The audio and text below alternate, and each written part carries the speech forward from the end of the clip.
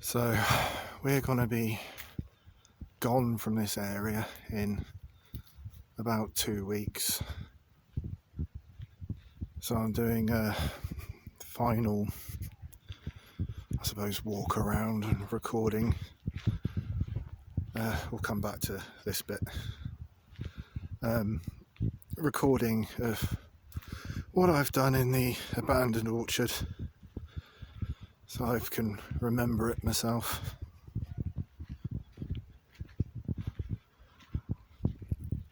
So this is where I cut my way through the brambles where the trees were thinnest, and I could see a gap that I could work with. Had to prune the no, this one I didn't have to prune back, it was kind of naturally made an arch. One of the honeysuckles that was growing in here of its own accord.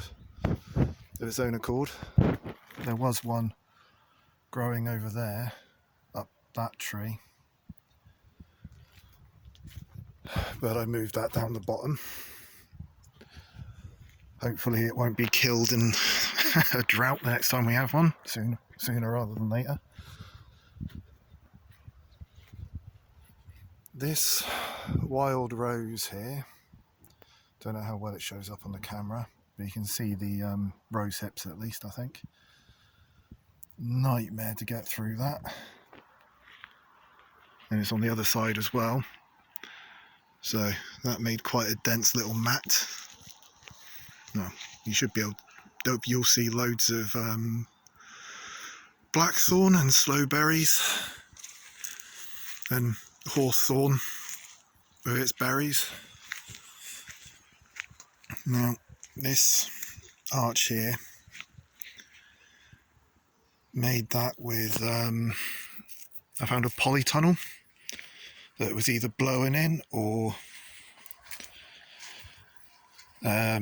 kids were trying to grow stuff in here at some point in underneath that wild rose.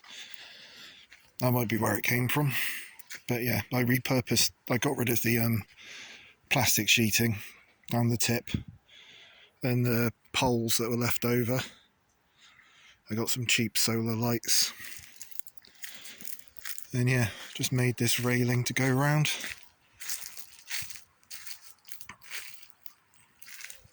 And this was the first clearing I made.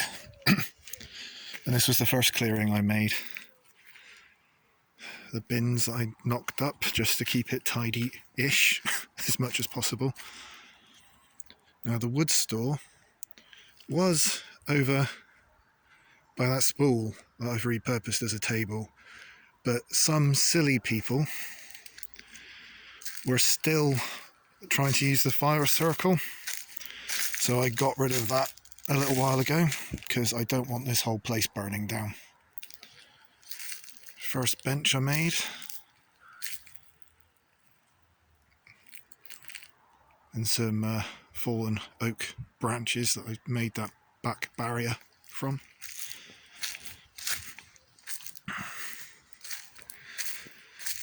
This one I had to prune back a bit because it was all in this space, but that's where it was thinnest. This one's been pretty much untouched, apart from a couple of those low branches there. They were dead anyway. And again, this tree here, there was a bunch of branches, mostly dead, that were filling this space, but it was relatively thin, so it was fairly straightforward to punch through. As you can see, there's a dead tree there framing the other side. So yeah, it's another natural arch / passageway. I didn't have to clear the ground very much because of the oaks and everything. Most of the undergrowth is quite light. And the hurdles, or whatever you want to call them, low fencing, and the fallen dead apple trees to frame the path. That was a natural clearing. All I did was trim the grass down, and some people's grandkids on the street have camped there at least once, so that's good. The kids are getting to enjoy it, and hopefully will continue to. There's a young families moved in, and other people's grandkids are coming around more often. So yeah, something for the future, assuming we have one. That's one of the places I tried to grow some wild native flowers and stuff in, but the badgers, as soon as anything shooted, badgers and birds tore it all up. So that came to not a lot of anything. Same with this bit here. Those branches were across, but they've been messed with by, again, badgers, foxes, whatever. I left this pile of random bits of twigs and stuff that I cleared. I'm thinking that should, listening to all the birds and squirrels running around in the trees, that should make a habitat for things like voles and, not voles, shrews and stuff. They could probably nest in under all that, I would have thought. If not other creepy crawlies. Not that they're creepy crawlies, but you know what I mean. Obviously the path continues down this way, but also splits off that way. We'll come back to that because it's like a figure eight, the path.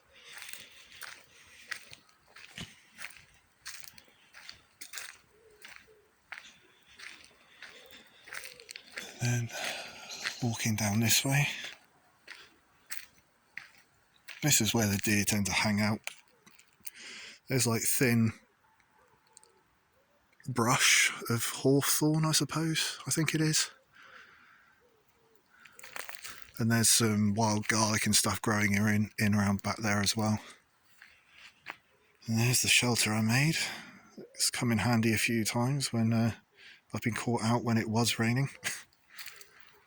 Yeah, the deer tend to congregate and hang around down this bottom part. Mostly over at the back there. And the pond. Never got a chance to completely finish it, and I'm not going to now.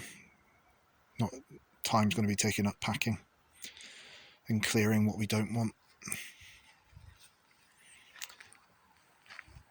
The path. This is overgrown a bit again already. Doesn't take very long with the nettles and particularly the brambles.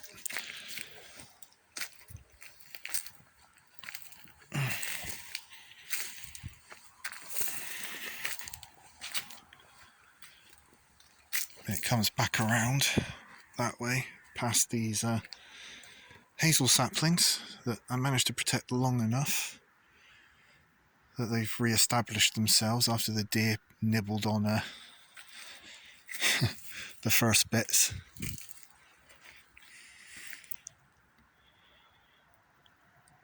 And again, it was just clearing brambles and nettles more than anything down through here. And this fallen oak along here,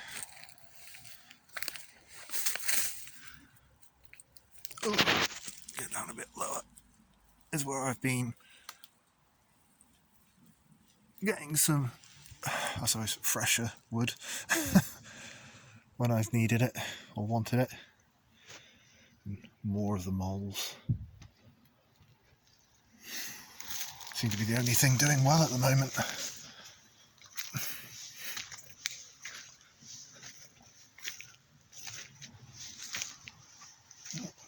Something moving in the undergrowth. Probably a bird. So yeah, this is where that loop comes round. And before the family decided they were going to move, I'd started making this proper path around this way.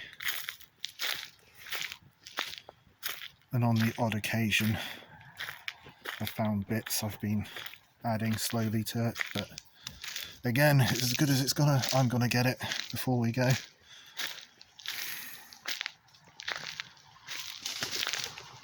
There goes the pigeons. And a crow or a rook. I can never remember which one that call is. This I don't really need to clear much, it just needs marking more than anything. It's just come through with a lawnmower just to delineate it a bit.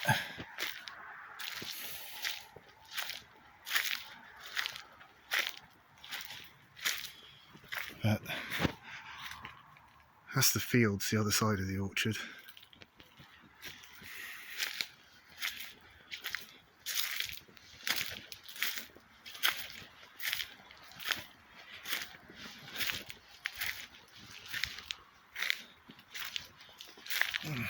Ooh, there goes a little bird.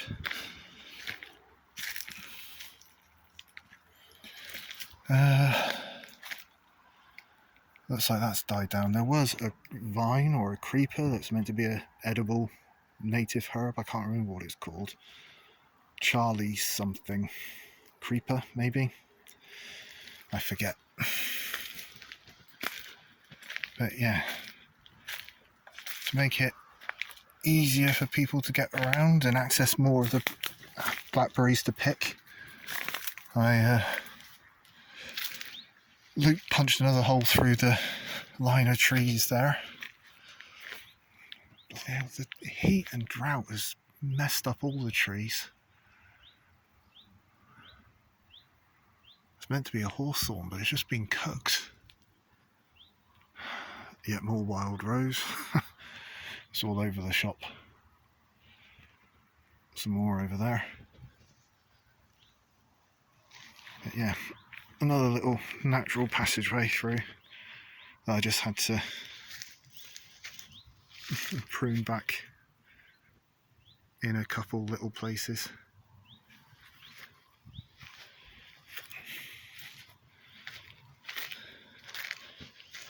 Yeah, but I wanted this path around here because you can, there's another field just over that way that you can, if you can work your way around behind these brambles, you can get down over a ditch that way.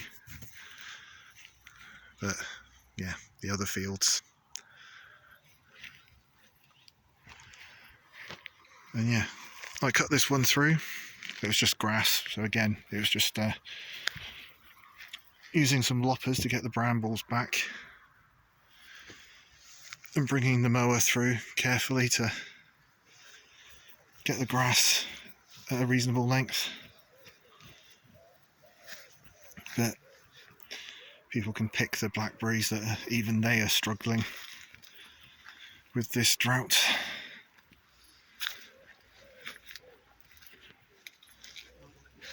Some on this side as well. They're all it's Somerset. It's England and Somerset. There are brambles everywhere. And then it comes back round.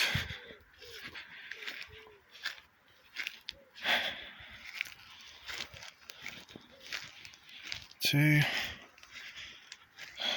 the main path again.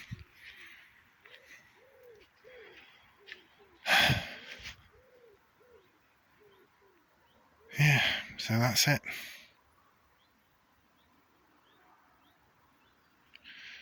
I'm going to miss the place.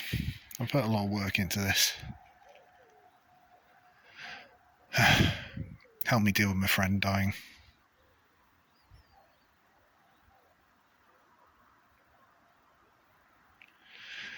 Hopefully someone will take it on and keep it tidy so people can keep enjoying it. But that's not going to be my problem anymore.